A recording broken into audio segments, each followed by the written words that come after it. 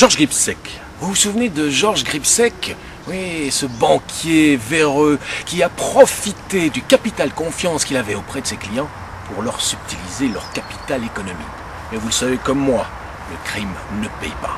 Et Georges Gripsec a été arrêté, embastillé, dirait-on, et s'est retrouvé évidemment un jour en procès. Et c'est justement lors de son procès qu'une de ses victimes, peut-être un petit peu plus rancunière que d'autres, lui a mis une balle entre les deux yeux. Exit Georges Gripsec et bienvenue dans un autre monde. Enfin, bienvenue, bienvenue. Enfin, bienvenue, bienvenue, c'est une façon de parler parce que lorsque Georges Gripsec arrive au paradis, on lui claque la porte au nez. Il paraît que Saint-Pierre n'aime pas trop les escrocs.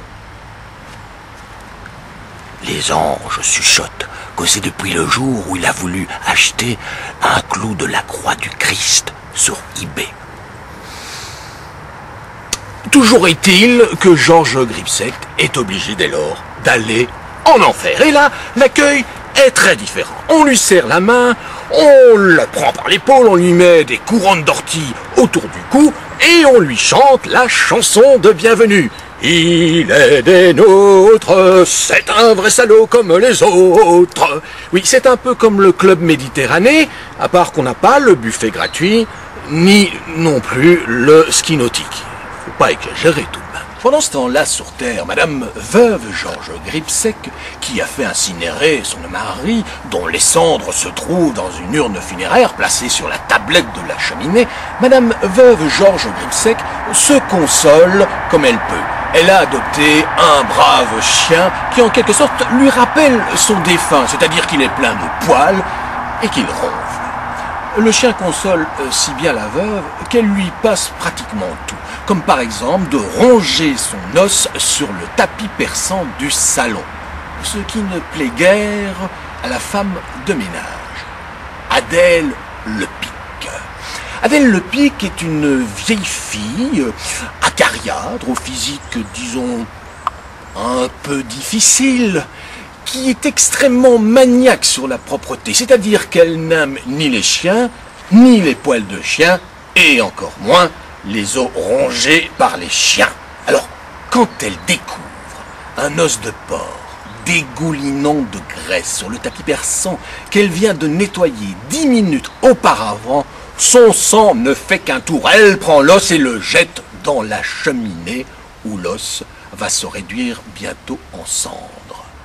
Alors à ce stade-ci de l'histoire, vous allez me demander, mais quel est le rapport entre Georges Gripsec, qui fait la fête en enfer, et cette histoire d'os qui se consume dans la cheminée?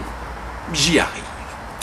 Le lendemain, Adèle Lepic, toujours elle, en époussetant la tablette de la cheminée, un geste fatal et maladroit. Elle renverse l'urne funéraire à terre. Celle-ci s'ouvre et les cendres se dispersent. Qu'auriez-vous fait à sa place? Eh bien, elle ramasse ce qu'elle peut et puis elle en prend un petit peu dans la cheminée aussi. Et c'est ainsi, mesdames et messieurs, que se retrouvèrent mélangées les cendres de Georges Gripsec et celles d'un os de porc. Quelle importance, me direz-vous? Sur Terre, aucune. Mais alors, en enfer, c'est tout à fait différent.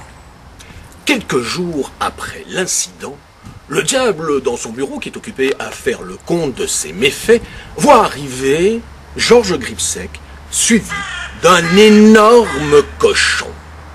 Ah, ça, Gripsec, mais qu'est-ce que vous faites avec cet animal ici? Ah, mais permettez, ça serait plutôt à moi de poser la question. Ce matin, je suis dans mon lit, quand je me réveille, je trouve ce jambon sur pattes, vautré dans mon lit, en train de tirer les couvertures. Et depuis lors, il n'arrête pas de me suivre comme un petit chien.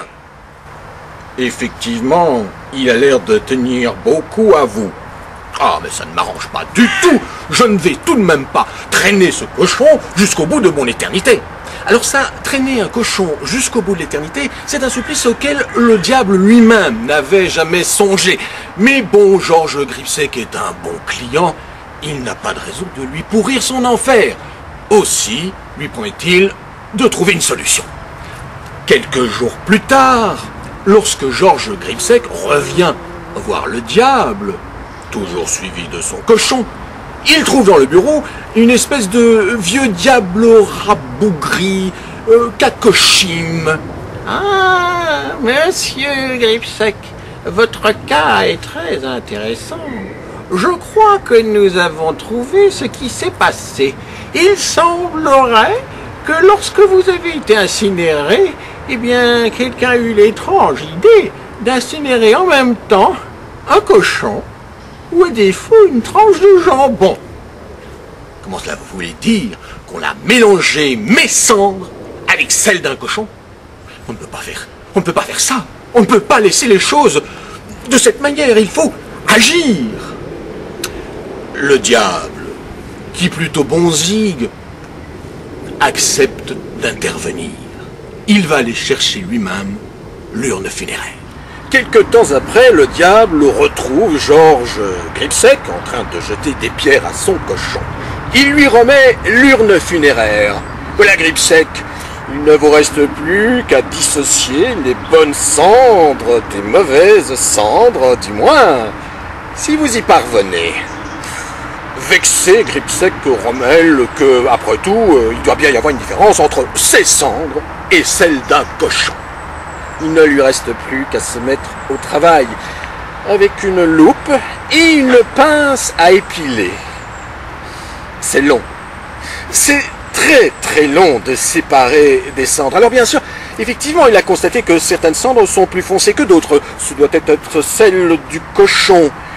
Mais bon, c'est tout de même long. Alors au bout d'un an, il est arrivé à séparer à peu près l'équivalent d'un dé à coudre. 2 ans, 2 dés à coudre, 3 ans, 3 dés à coudre, 4 ans, 4 dés à coudre. Au bout du 10e dé à coudre, il constate que le cochon est un petit peu moins attentif qu'auparavant. 10 dés à coudre, 20 dés à coudre, 30 dés à coudre. Au bout d'un moment, eh bien, le cochon finit par être un petit peu moins présent. 40 dés à coudre, 50 dés à coudre, 60 dés à coudre. Le cochon ne rentre plus que pour dîner. 70 dés à coudre, 80 dés à coudre, 100 dés à coudre. Le cochon découche. Et là, Georges Gripsec se dit qu'il est sur la bonne voie. Il va enfin pouvoir se débarrasser de cet animal. Et alors, il se relâche un tout petit peu parce qu'il a envie d'aller chanter la chanson de bienvenue avec ses amis à la porte de l'enfer. Il est des nôtres, c'est un vrai salaud comme les autres. Or, justement, ce jour-là, arrive parmi les nouveaux damnés Adèle le Pic. Adèle le Pic, avec son physique difficile et son balai. Alors elle, toutes ces simagrées, la chanson, les orties autour du cou, ça ne l'intéresse pas. Ce qu'elle veut, c'est visiter l'enfer. Après tout, depuis le temps qu'on lui en parle. Et donc, elle va visiter les moindres recoins de l'enfer. Et là, soudainement, horreur, elle tombe sur un petit coin où il y a un tas de poussière, un deuxième tas de poussière ou de cendres. Comment est-ce possible? Un endroit comme l'enfer, aussi mal tenu. Et là, elle n'y tient plus, son sang ne fait qu'un tour, elle prend son balai, une ramassette, et bien entendu, elle ramasse tous les poussières cendres qu'elle va jeter hors de l'enfer. Et c'est ainsi, mesdames et messieurs, qu'à cause d'Adèle le Pic, Georges Gripsec fut lié pour l'éternité à son jambon sur pattes. Alors on peut imaginer qu'au bout de centaines d'années, il aura fini par renoncer à lui jeter des pierres. On peut même imaginer qu'au bout de 1000 ans, il ait fini par cesser de râler lorsque le cochon tire la couverture à lui. Et puis, après plusieurs millénaires, pourquoi ne pas imaginer que Georges Gripsec soit arrivé à apprendre au cochon la chanson de bienvenue? Et puis, après un bon milliard d'années, pourquoi ne pas imaginer aussi qu'il ait appris au cochon à tricher aux cartes et à imiter la signature du diable? Et en fin de compte, mesdames et messieurs, pourquoi ne pas imaginer qu'un jour, Georges et son animal deviennent copains.